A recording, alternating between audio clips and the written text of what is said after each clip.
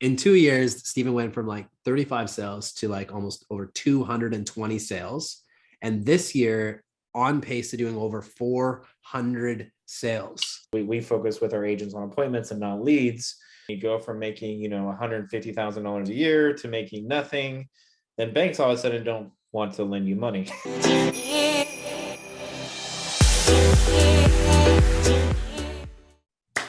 Just FYI, I'm wearing my Kansas Jayhawks jersey or shirt today, so we're rocking to the Final Four. So nice. Got to get your plug in there. I love it.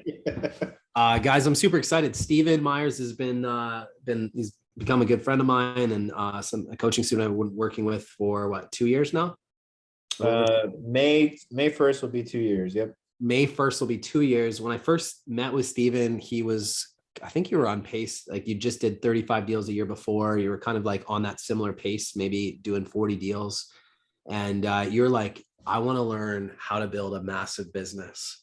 And you, man, this guy implements, let me tell you. So he is going to probably surpass me very soon. Maybe this is the year that you do it. I don't know. It's going to be pretty close. In 2 years, Stephen went from like 35 sales to like almost over 220 sales. And this year, on pace to doing over 400 sales. Not only that, Stephen has built out multiple business lines, including a mortgage company now. And he has like graciously agreed to come on today and literally pour as much value. One thing I love about Stephen is he's very much like me. He believes in just like being an open book and helping other people and doesn't have a scarcity mindset. So Stephen, let's walk back. When did you officially start in real estate and maybe walk us through what that first year was like? Yeah, I mean, the first year was really rough. So I originally worked in the corporate world. I was an engineering consultant. So I was very successful at doing that, climbed the corporate ladder super quick. I was making really good money. But I just saw the ceiling. Like, my boss, he was there for 30 years. He made me like 20 grand more than me a year. And I'm like, okay, so I'm going to be sitting in this seat or in that seat the next 30 years of my life and really not going to get much more for it. And then in that guy, like my boss, I mean, he was in his 60s and still couldn't retire, like he did not have enough money to retire and live a good life. So I'm like, I just can't do that. I mean, you're literally looking at your future at that point. And at that point, like I was already starting to get into the real estate investing game. I picked up about 5 rental properties, was growing my rental portfolio. So I kept doing that. I started getting into flipping, and it just came to my boss at one point. He was just like, hey, I don't appreciate you working on real estate. And I was just like, I don't understand what you mean. And he goes, yeah, he's like, I don't appreciate that you're like buying rental properties, flipping properties, whatever. And I'm like, I don't understand how this affects you or affects the business.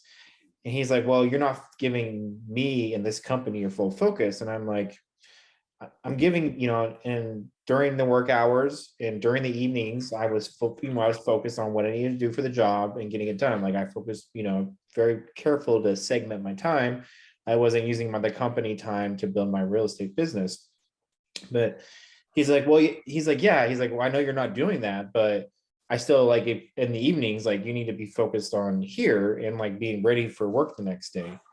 And I'm like, I don't understand how that makes any sense. Like if I went home and so you're saying if I went home, watched TV, did nothing, you'd be okay with that. But since I'm going home and like figuring out other ways to make money, that becomes an issue for you. And basically he was like, yeah. So he's like, so you had to pick real estate or this company. And I'm like, okay, well, I'm going to pick real estate. So yeah, so I didn't really think that all the way through. Recording in progress. Sorry, what happened there? Yeah, so I didn't really think that all the way through, because obviously when you get started and you go from making $150,000 a year to making nothing, then banks all of a sudden don't want to lend you money. Yeah, they don't love that at first, do they? No, they don't. Even though I did have a track record of being successful, I did have like a commercial line of credit and did have some things going for me. So I was able to keep moving, but just not moving in the pace that I needed to move. So So, So you fired your boss. yeah, You're just like, all right, well, fuck you then. I'm like gonna go do my own thing. And really his rationale made no sense. no. Like the fact that you had ambition was held against you, which is crazy. Anyways, that's a whole nother story. So you fired your boss, you're in your first year of real estate, you go from a cushy 6-figure income, doing well, a career that you did really well in, and here Yep. you are, you're in your first year in real estate. Walk us through like the first 6 months. Well, I mean, I did not want to be a real estate agent. I mean, I was like kind of focused on that. Like I was like, when you're an investor, you kind of have a bad taste. You, especially like back then, we don't have good experiences with real estate agents. You have kind of bad taste in your mouth from real estate agents, right? I think we've all worked with obviously real estate agents that, we would have, like if we were working with them as a client, we would have a bad experience with.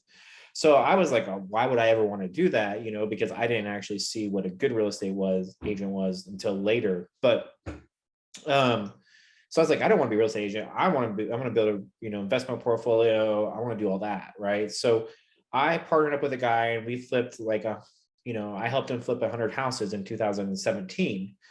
And that was a good way to really get into understanding real estate, the real estate market. I was able to make some decent money, but as we started to get to the end of 2017, deals became hard to find. And like to get the kind of spreads to make the kind of money that I wanted to make, like it was just becoming very difficult. And so I just was like, well, I don't see this as a long-term game because I don't see deals getting any easier anytime soon, right? So at the end of 2017, I left my job middle of 2016. So at the end of 2017, I was like, okay, well, I'm gonna try a real estate agent. I'm gonna try commit to being a full-time real estate agent and see how that goes. So that's kind of when I made that. It was like November, December of 2017 when I dived into being a real estate agent. Okay, so you did some flipping. So you helped Yep. with flipping. That's a lot of properties that you guys were doing. So I don't know who this guy was, but 100 properties seems like a lot to manage. That was me managing it all. Yeah, it was crazy. You were managing 100 flips. Yep. That's crazy. Yeah, it was absurd. I mean, So, I worked from 6 a.m. because that's a lot of time when contractors would get to work until like 10 p.m. every night, that's just wild. So now you're like, okay, I'm starting my real estate business now. How did the first 6 months go? What were some of the things that you did and some of the trial and error that you laugh about today? Yeah, I mean, I came in with a very false confidence, because I was really successful. I have an engineering degree. I graduated third of my class engineering. I graduated, second of my class with an MBA. So I'm like, okay, I know I'm smart, right? So I was like, okay, I'm really smart. I'm climbing the corporate ladder. I was able to flip a lot of houses. I was doing a lot of things that people can never do. So I was like, I know a shitload about houses. I know a shitload about real estate, right? So this is going to be fucking easy. That's what I was like. So then I was like, oh, okay, well, how do I find people though? So and then when I finally did find people, like I would scare them because I knew so much about how, I would like give them, diarrhea of the mouth, like tell them so much, way more stuff than they needed. And I wasn't listening, I wasn't listening to them as clients, listening to what they want. I was just over there just trying to be like this expert, just, mouthing off. So I mean, it was a hard transition. I mean, it was, I lost a good amount of money that first 6 months, and then, I mean, even until like, I would say it was a hard transition, fully until, I mean, even until we started coaching, like I would still have my doubts in the back of my head, like maybe I should go back to the corporate world, maybe I should, maybe this isn't for me, but I kept going at it. I leveraged my flipping experience because like I was still kind of doing some flips. So I would like post them on my Facebook page, like kind of like in middle rehabs, and people like really love that kind of stuff. So I started getting a lot of engagement real quickly on my Facebook page. Mm-hmm. And then that would drive traffic, which would drive, and then I figured out how to like drive that to make leads, but obviously, social media leads are great lead source, but they also don't buy houses right away, especially if you don't have good follow-up, if you don't know what good follow-up is, if you don't have a good system, so I just kind of built in, started from scratch. I had no sales experience, I had, you know, I'm naturally an introvert, so I'm not out at a bar, like talking to 30 people. Like I'm at a bar, just looking at my drink, so it was a very hard transition for me. So, Well, it's funny because, with your engineering degree, the way your brain thinks, you think in systems. And so that has become an asset for you, but you've had to learn how to make it an asset in this business because it's very much a people business. And initially, when you're really getting this thing off the ground, it's a lot of it is based on your emotional intelligence, right? right. There's a joke, I'm more like Captain Kirk and you're more like Spock. And this is why our whole thing works quite well. So year one, how many sales did you do in year one approximately? I did like 29. 29, which is really good, but keep in mind he's in Kansas, right? Smaller unit out there. Yeah, I mean, I made like 70, 80,000, spent like 30,000, trying to figure it out. So for anybody like listening right now, Stephen, and it's like maybe their first year, yeah, what are some of the things that you would suggest that they focus on to really ultimately like get through that first year and have some success? Looking back, what would you coach now to some of the new agents that you work with? I mean, I think, which I don't know if it was, I don't know, like for me, when I started, like I kind of think back, like I'm like, man, we're like mentorship and part in working with someone. Like I was like, I don't know why I didn't join a team, I don't know why. Maybe there wasn't really a team that I thought was available. But I think I would have loved, like that would have been a nice transition for me a little bit to get started. Or just some kind of mentorship, I just didn't have any mentorship. So I was over there like on my own, and I had like, and I was at a brokerage, a brick and mortar brokerage. And it's like, I had like, there was a big producer there and he offered some guidance, but he was also very careful about what he did. He didn't like give me like the playbook. He just like, just gave me some feedback here and there, but nothing major, nothing like life changing, He didn't like be like, oh, here, you should create a CRM and here's how you should classify your leads. And this is how you would do like a follow-up plans and, nothing like that, but of course he didn't use that because he was known as, radio, TV, kind of that kind of agent, like the old school brick and mortar brokerage agent.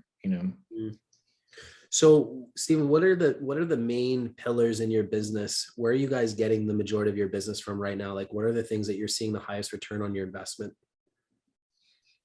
I mean, for us, we're still huge on social media. I mean, we focus a lot on social media. I actually just hired a marketing guy a couple months ago to really start pushing a lot of video, start pushing a lot of more content on our social media sites. But social media has always been a big one. I mean, we're getting, each month we're still getting 400 or 500 leads off our social media posts, as well as just a ton of engagement. So that's been an audience that's been slowly building. I mean, now we're getting, we're starting to reach into the couple, 100,000 plus, in terms of our reach on our page on a monthly basis. We started also looking, doubling down on that, Instagram, YouTube, as following your suit there. So just now we've got on TikTok. So we're also in the process of setting up ads on TikTok, setting up ads on YouTube, just to try them out because obviously it has been successful for us on Facebook. Pay-per-click has been a big lead source as well. So we've focused a lot on that. Again, they're kind of working the same. I mean, those leads suck if you don't have good systems and good follow-up in place, but which, that was the challenge from the beginning with the social media leads. And then obviously we do use the portal leads as well, mostly to kind of keep building up our buy now business. So as we continue to grow. Social media, internet leads, right? Like Google, Bing AdWords. Yep. Anything else that you guys have been kind of focusing on pretty heavily? I mean, we're now starting getting into, we haven't really focused a lot on it, but it's a transition for us this quarter one, and we're going to focus on it hard on quarter three. And that's more like mailers, getting lists of potential like high equity positions and mailing them out for, back taxes kind of thing. To kind of start generating some business, because we've been really successful as creating a buyer business, but we haven't really been that successful at getting listings yet, and that's big weakness. And that's kind of, how it's because of how we focused. And I've known for a while, I mean, I know you said it to me, Mike Gerbeck, he said to me, like, like you're building a buyer business and, at some point you're going to need to flip the switch to get focused a little bit more on listings. So I think we're at that point where we're transitioning to that. So I'm still obviously focusing on buyers a lot, but also, putting more effort into listings. Well, keep in mind, 2 years ago, you were a single agent with, doing 35, 40 deals, which is very respectable. And today, how many people are in your organization today? So we have like 12 agents. I have we just hired our 4 ISAs. So we got 4 ISAs. We have a transaction coordinator, a social media, marketing person. And of course, now we have a lending company where we have 2 lenders. I have 2 lenders that work for me. And then I'm sure I'm missing a couple other people, but yeah. So how do you go from like literally you to that many people in 2 years? Like, what were your first steps when you realized that you needed leverage and you and I started working together and we started putting the infrastructure of like, hey, where do you want to go? What were some of the first strategic hires that you focused on? I mean, well, when you first started coaching, I mean, you're just like, first of all, just get an assistant, And so I was just like, I kind of fought you, I think, for a week or two. And then I was like, you know what, I'm just going to do it. So, and then I just got hooked, right? Like I could hire the assistant. I'm like, okay, like a lot of the stuff that I wasn't able to get done, I literally got done. And like, stuff that's been on my to-do list for months, right? Was able to get done. And this kind of goes back to me, like before we kind of picked coaching, kind of get back into why I was really adamant about, finding a coach. And obviously it was lucky that I came across you and we were able to connect, because like during the pandemic, like I knew like as an agent, right? Like I was, 29 deals the first year, went to like 40, 39, 40 that second year. And then my third year, I was on pace for like, between 40 and 50. And I was like, okay, well then I'm making progress, right? Which I was okay, but I wanted more. But then the pandemic hit, right? So like right in that March timeframe. So then like my availability, I stopped, there's nothing to do besides really work at that point. Like you're stuck in your home. So I'm like, okay, well, I'm going to go back and start checking in on all these people that I told them I was going to check in with, but I didn't have time. Right. And I did. So I would call them and they're like, hey, I bought a house. And so I just like went through a list of like 50 people that I had on, like that I knew I marked in my system that I need to follow up with. But I never followed up with them. And I'm like 30 of them already bought a house. Right. So I'm like, fuck, man. Like I'm over here like hustling new leads. Right. But I literally had 30 people that would have doubled my business for the year that I already knew and I identified as, activity, but I just didn't have the time.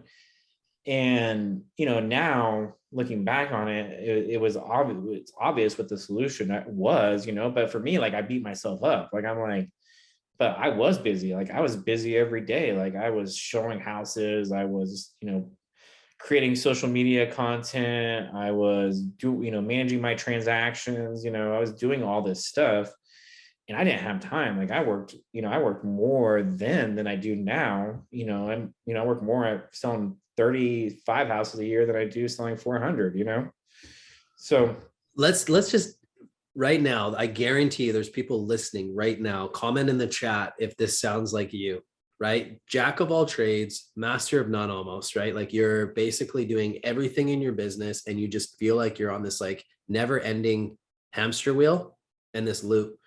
And I'd love to hear the comments in the chat. So here's the thing with Steven, and I've said this to you many times. Steven is too fucking smart that it makes him stupid, at least in the past. Because you are so smart, you could figure out how to do so many things.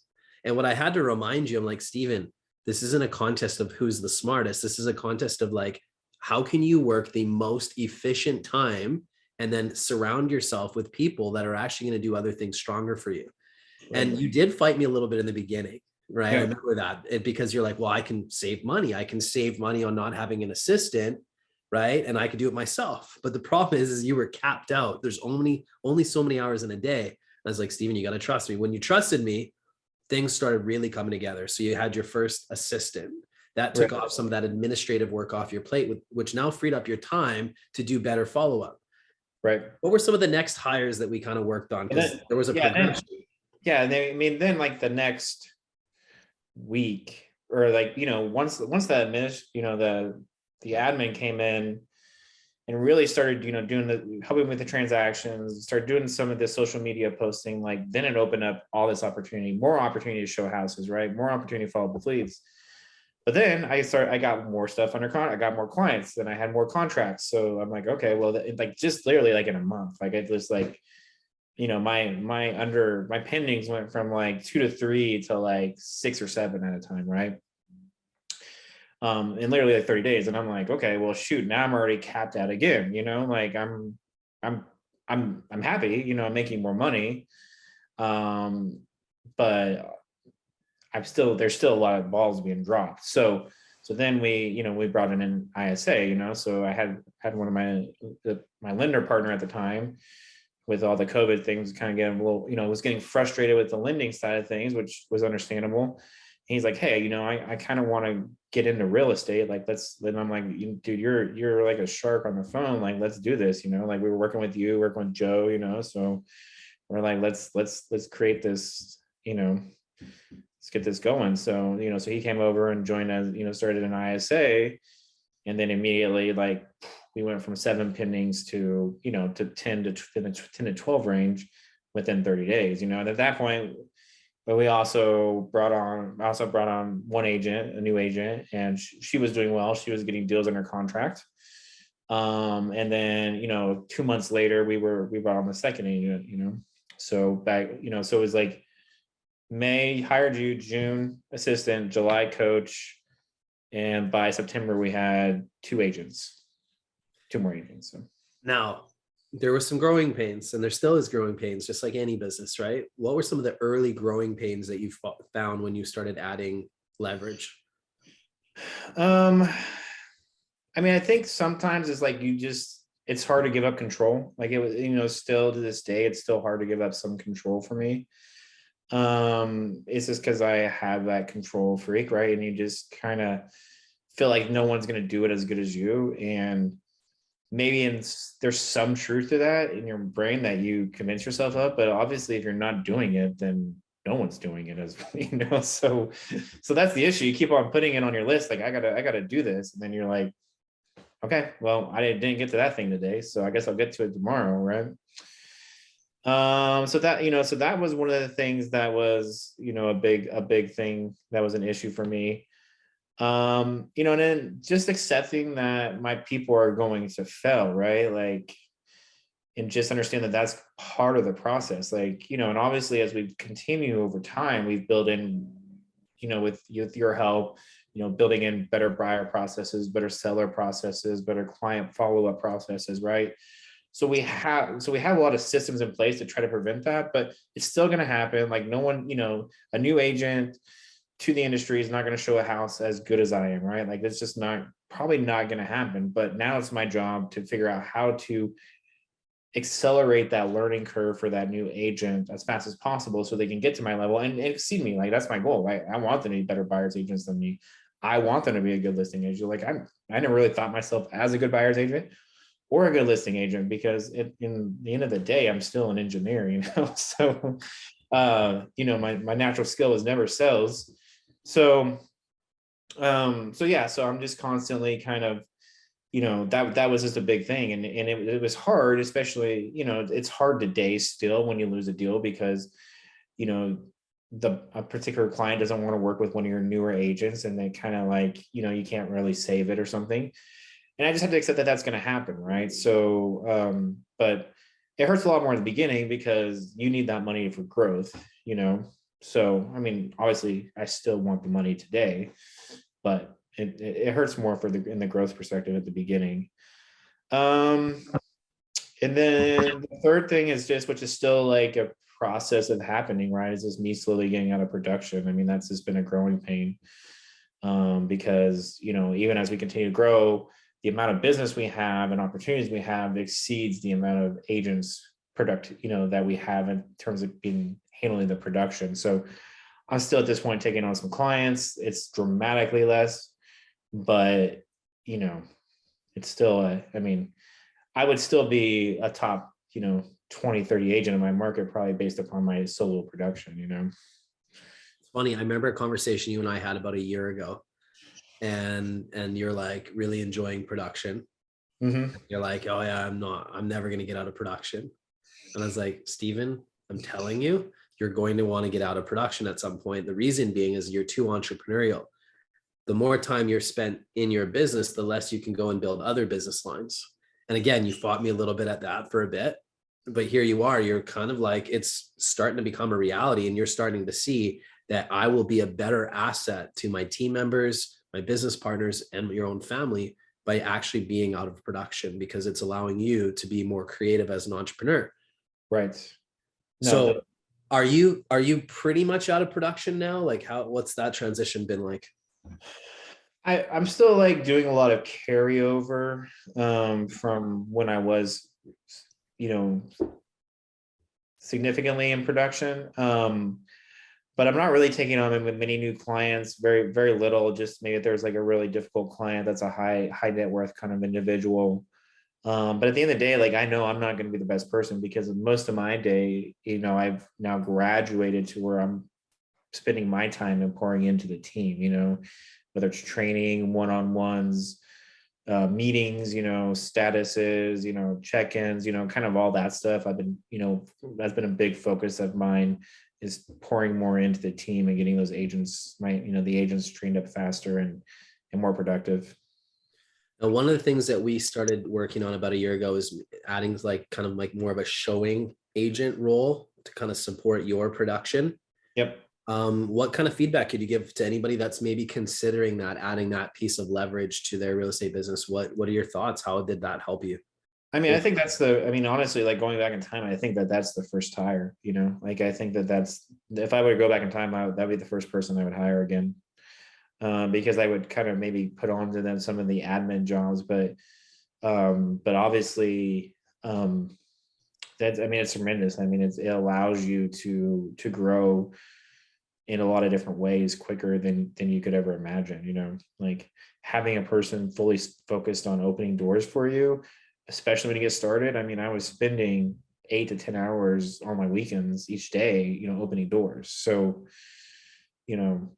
like right now I don't know how many buyers I have under contract, maybe 10 on my own or something, but I have only shown a few houses, my showing agents show those houses. So nice. We'll do an upcoming session specifically on the showing agent role and how to add that to your business, because I think that can be a really good win-win asset. And it's a great win, like for the showing agents, it's a great win. Like I think when we originally talked, there was, I think we were both still kind of like, how well is this going to work? It was pretty early, and then, but we have a wait list for people that want to be on it, because one of the agents that went through the program, he's going to be 100,000, 100K producer, and he's 20 years old, Amazing. And then, at least one, maybe two of the ones I have now will be 100K producers, so like they're learning, they get access to me, they get access to the team's resources, and then, if they're going to be, I just call it an apprenticeship. Like, it's basically what it is. It's like, it's a paid internship. It's an apprenticeship. You're not making a ton of money on it, but if you really want to get in this business and learn how to do it the right way, like, what's the difference between making 40K for a year versus, even somebody like me, like, right. Like, I got to the point where I about bounced out because I wasn't, able to pay my bills, so. Totally. And I think honestly, as an industry, if you think about it, just like every other industry, if you're going to be an electrician, a plumber, there's a ticketing program, right? You have to do an apprenticeship. Why is real estate not like that? Interesting, right? Maybe that would help the failure rate in the industry, right? If, people, high producers were able to have a mentorship program and take people under their wing. Right. right? So speaking of that, I mean, I know you have multiple different lines of income now that you've kind of worked on since we started working together. So maybe share some of the things that you've been able to do now that you've have more leverage, more consistency in your business without you having to exchange time for money. What have you been able to create since? Yeah, I mean, so obviously, we're with EXP, so I'm making Rev Shares, so that's one line of business, and it's not, it's making a few thousand for me, but it's nice money. I'm not going to complain about it, right? And Few then thousand a month? No, Steven? Few what? thousand a month now? Yeah, a few thousand a month. Yeah. Awesome. And you've done like literally like nothing for that. It's just something that just organically has kind of grown as you've built your brand. Yep, exactly. Yeah. And it keeps growing more. I mean, we're starting to get more and more inquiries as we're, becoming the fastest growing team in our state, that's, building that national attraction is starting to happen now.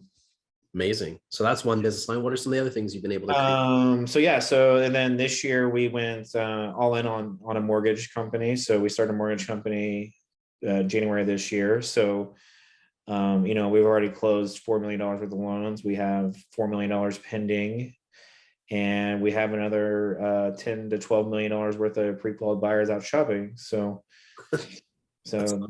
yeah, and it's been nice. I mean, obviously we have a great lending, great lenders. It's a challenge, right? Like just like anything new, it has been a challenge.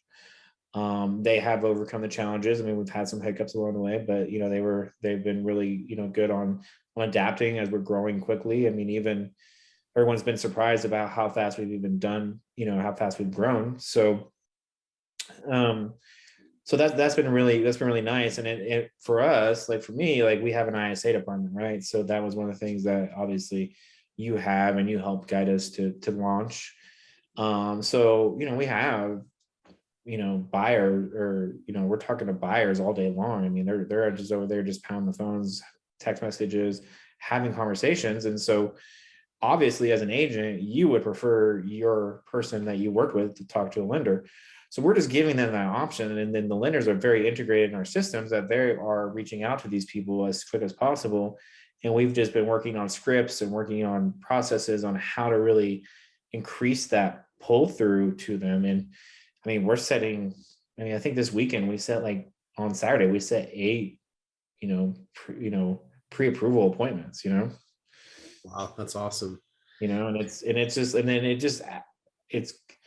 we're seeing it's increasing our stickiness with our clients, and it's just increasing our conversion rate, because now you have an agent that's working on the conversion and the lender working on the conversion, which is just going to increase the conversion. And if one wins, then that's fine, right? Like if the lender gets a business, but they decide they have an agent friend, like that's fine. But from the marketing, from me being the marketing company, I don't care, because we're still getting revenue off of that, right? Still paying back for some of the marketing that we're spending. The same thing on the agent side, right? So if the agent gets the business and they decide to use their lender, perfect. Happy with that, right? Like this is, and obviously, in working with you, you've instilled in me the abundance mindset, which wasn't, available like at my last brokerage. It was very much like, we got to keep our secrets, So, and we constantly, are talking about that, like in our environment, like, hey, it's all right, like it's all right that we lost that lead, or it's okay we lost that buyer, right? Like it's fine. Like there's 10 more behind it. Love it. Stephen, what are some of the people challenges that you've kind of gone through as you've built up your businesses? Like, what are some of the things, like for anybody that's on the fence, thinking about growing a team, or maybe has a team and is kind of like feeling like stuck? What are some of the people challenges that you found? And then what are some of the things that have really helped you? Because being an engineer, I'd assume that like that doesn't come as naturally, the people side of the business. No. You're managing a bunch of personalities. So maybe talk through that. I mean, yeah, I mean, in full transparency too, the first 2 agents I hired, I mean, they don't work for me anymore. They left the team, which, and I don't blame them, right? Because we changed dramatically from the team we were to the team we are, like we don't even look the same. I look the same, Travis, who was the first ISA, he's still there. But outside that, it's been, it's all new people. But Um, obviously accountability becomes really big, being able to hold one, yourself accountable, two, the people, your direct employees accountable, and then three, the agents, right? Because that's a big thing. Like, the next thing is like leads, right? Like, for us, leads / appointments, because we focus with our agents on appointments and not leads. It's like how to distribute those appointments, price points, stuff like that. Because you do get people that, are very upset. Especially like when we first kind of would like hold back people on appointments, or would distribute how we would give our good leads to a agent. We did that not transparently, now we do it very transparently. It's very much a system in place, very much, you're not on appointments anymore, very much know what a kind of appointments you're going to be getting. So sorry. No worries, man. Take a drink. So we have built that out, because you start creating some entitlement and maybe some, people that aren't really holding their end of the bargain, right? Like, I think we all have agents, if you have a team, that have an agent that just wants a bunch, they want leads, but they always want leads, right? But at the end of the day, they're not producing results. So how do you handle that situation, right? Well, that was something that, you did an audit as you were kind of like going through your business, and you were kind of looking at appointments versus like deals closed with your clients, and you kind of didn't, or with your agents. You're making me cough now. And then it's like contagious. It's Joe's fault. Let's blame Joe. Yeah, it's totally Joe's giving to everybody on this call right now. But yeah, basically you did an audit, and you realized there were some agents that were burning through a lot of leads. Right. You saw a gap and obviously there was either an attitude or a training opportunity there. Those are some of the early challenges that I know you kind of worked on. Maybe walk people through how you did like the performance management piece there. Yeah, I mean, because as you grow, like, your systems have to grow, right? And that's just part of it, like, dang, I don't know why I'm coughing here. But as you grow, like, your systems have to grow with you. And it's really easy to get into the mindset like, okay, we're setting appointments, so we're going to be successful. We're buying leads, we're going to be successful. And then you kind of just keep pushing it down the line, like where that failure is going to come. And so we got to a point where it's like, okay, well, I was at the point last year where it's like, okay, I have more people working for me. I have more leads coming in. I have more people working the leads, but the deals are not really going up, right? Like, and me as the agent, like, I have 75% of deals. So like, what is going on here? What, why is this happening? So, yeah, so we just did an audit of the system. Like, okay, well, let's go through each lead, let's go through with each agent, and I would just see with some of the agents, they would just meet the client at the house, and then they would never follow up with them. And I'm like, why did you not follow up with them? Well, I just had too much going on, right? Okay. So again, I mean, it wasn't an agent problem, right? That's a me problem, right? Like, I just created a system that allowed that to happen. And what they were telling me is that they were not wanting to be a high producing agent, which is perfectly fine, right? Like, and we've set up our system now where it's like, I want to know their goals. Like, if you want to do 2 or 3 deals a month and you're okay with that, like, I want that to happen. And we're going to build that plan together, right? And if you want to sell 10 houses a month, like, I want that to happen. Let's build that plan together, right? So, but we were just giving too many leads. And then, we had new agents who were licensed 2 months in the business, had going on 10, 15 buyer appointments a month, and just didn't know how to operate in that environment. Right. So yeah, I mean, so at the end of the day, it was me and it's one of those things you continue to learn how to grow as a leader, right? Like, you know, you see it and you're just like, man, what the fuck, right? like I would have died for those kind of appointments, right? But that's me, right? Like that's why I'm running the team. That's why I'm not, joining the team. So it's not going to be the same mindset for that person. Like if you give me 20 opportunities, I'm going to try to hit on 20 of those opportunities.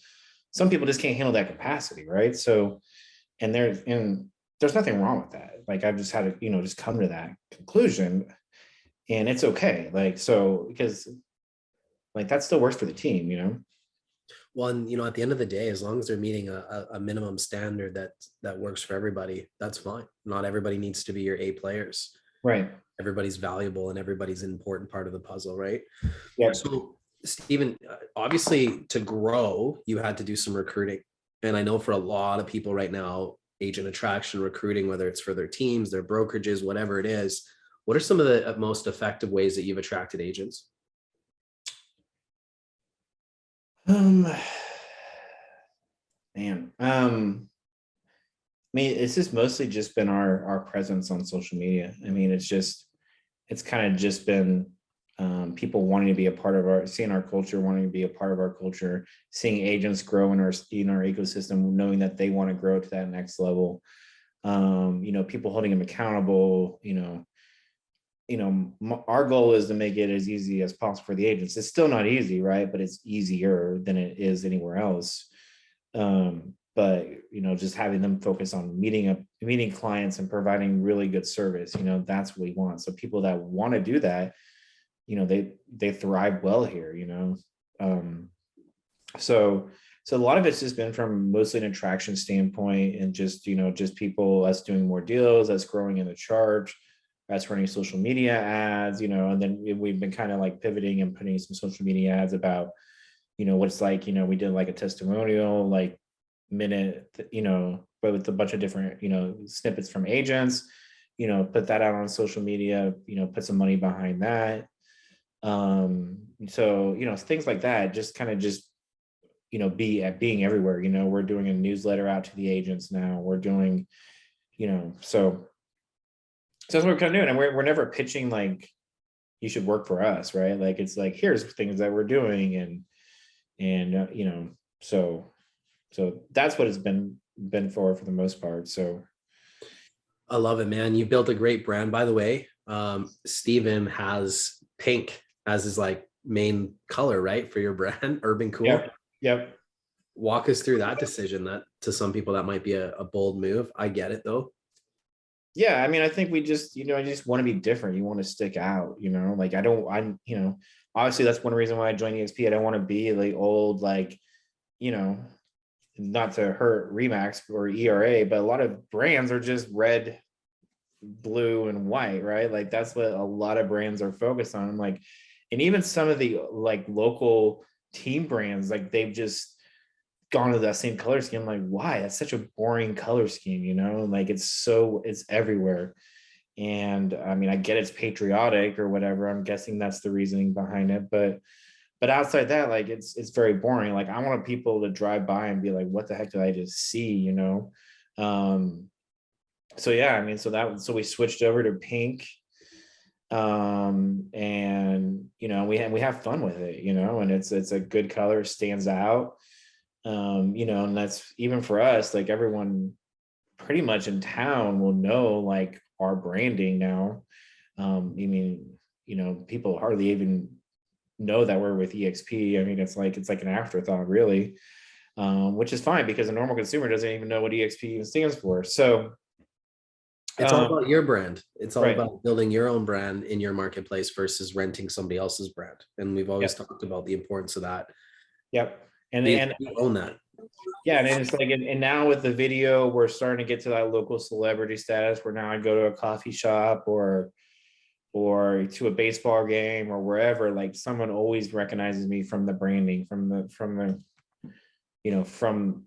the ads, from whatever.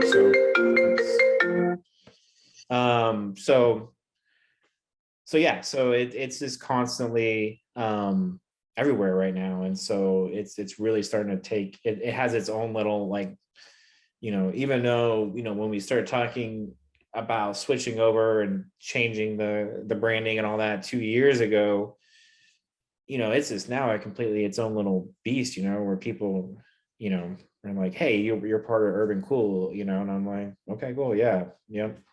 I see your stuff all the time, I'm like, cool. I like that, so, I'll have agents I've never even met will come up and shake and be like, hey, we should I literally had two people like meet me and be like, hey, we should set up some coffee, and I'm like, how easy is that to recruit people like that, You want to become a better recruiter, be omnipresent, and build a really good brand for yourself. Seriously, it helps. There's obviously other strategies and techniques, but that's a really important one, right? Because there's two audiences. There's your clients, and then there's other agents that are going to look up to you, your brand and what you're doing. So I think that's amazing.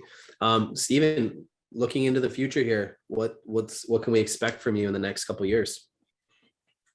The big focus is obviously for us is growing. We want to be, in a position to hit, 2,000 homes in our market, in a few years. So we want to be the dominant brand in our market. And then on top of that, we want to create all these revenue streams that are creating $1 million worth of revenue a year. So love it, man. So, and you'll do it.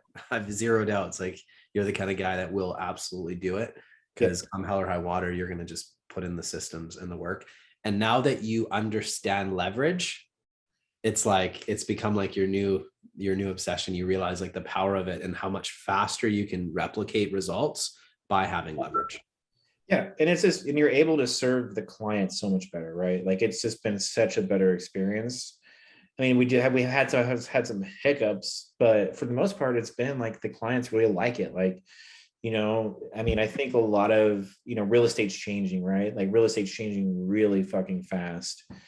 And people want that Amazon, they want that Apple experience. They want to be like, hey, I got a real estate question, and whether it's title, lending, insurance, buying a house, investment, like, you want to be that place in your community that people just like, oh, you just need to reach out to that company, right? And it's like, they got you taken care of no matter what. Like, we're going to make sure your service is great. We're going to make sure, that we do a good job, that we work in your best interest, right? And so it's like, it's like for me, it's like Amazon, right? Like, there's a lot of times, like, it's just easier for me to go to Amazon to buy something. Could I maybe buy something cheaper somewhere else on a different website? Yeah, but I don't have the trust that I do with that brand. I don't have the time to research. Like, I don't want to sit there and research. Like, I know that Amazon will take care of it for the most part. And if something messes up along the way, like if I don't get the item, they're really good about giving refunds or whatever, so it's just kind of just creating that all-in-one approach. That's what we're driving to. We're working on launching title this year. We're working on launching property management this year, with the lending company. We're looking at adding like some hard money options, some one-time closed construction loans, to really start hitting into this new world we're living in. So, what I love about these conversations is, and I hope people are picking up on this, but we're not just talking like being on a hamster wheel doing production. We're talking about building diversity, multiple streams of income. Why? Because that's what entrepreneurs should do. And I challenge you guys to think more entrepreneurially in your own businesses. And that is how you build true long-term wealth that everybody can benefit from. So, Steven, man, such an honor to work with you, call you a friend, and just so excited to watch the crazy things that you're going to do, which 0% of me believes that you won't do over 1,000 deals. In fact, I think you'll do 1,500 to 2,000 within the next 3 years. And I can't wait to bring you back on and share that. Let's open it up to some questions, though. That was man, we went. What's Hey, your Steven? Yep. Hey, I was curious, as someone who's growing a team as well, first off, congrats. It's super inspiring. Love to hear from, I guess, a new agent coming onto your team. What does the offering look like? Like, what do you essentially offer them? Leads, marketing, whatever it is. And then what's the split back to the house? Yeah, so good question. So it's obviously been something that has morphed over time, right? So we used to be just straight 50-50. However, we recently changed that late last year. So we do 50-50 for company buyer leads. We do a 45-55 on company listing leads. And then we do a 5% kickback to the ISA department, because the ISAs make 5% of each deal. So it's an ISA set appointment, then that comes out of the agents. And then we do, SOI. We have levels. I have a bronze, silver, gold, platinum level. It's based upon production. So if you're a bronze level agent, which is what all the agents will start at, if they're new agents, they'll start at 60-40 SOI. And then like if you end up in the platinum area, you're a 90-10 SOI. And the reason I shifted that is because I really wanted to be a destination for agents. I don't want to be just a stepping stone. So if people want to come in and build a business within my business, I fully support that. And I will encourage that, right? Because for me, especially with the multiple lines of income, I can make back money on the mortgage side. As I launch title, I'll make money on the title side, right? It's going to be more than just that buyer. That's just one lead, right? Like, so, and I know the numbers, right? Like most agents, they're going to do, 5 to 10 SOI deals, but they always think they're going to do way more than that, right? So, so that would sometimes prevent them from wanting to be with a team long term. So I'm just going to go ahead and take that ejection out of front. Nice. Appreciate that. Thank you. Steven, can you post your website in the chat? Somebody was asking your website. Yeah. Yep. What other questions, guys? We've got a couple more minutes here.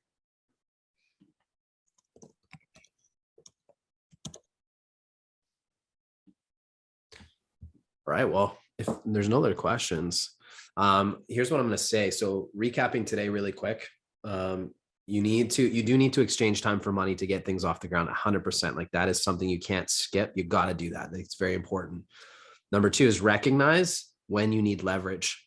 And I think like consistently, if you're doing 35 to 45, 50 deals a year, you definitely are ready for leverage, right? I think that's number 2. Mentorship. You need a good mentorship group around you. Having strong mentors can help you, like, what you spend in mentorship, you'll make back 100 times over the course of your career. It's worth it, right? Guys like Steven, myself, we invest in mentors ourselves consistently.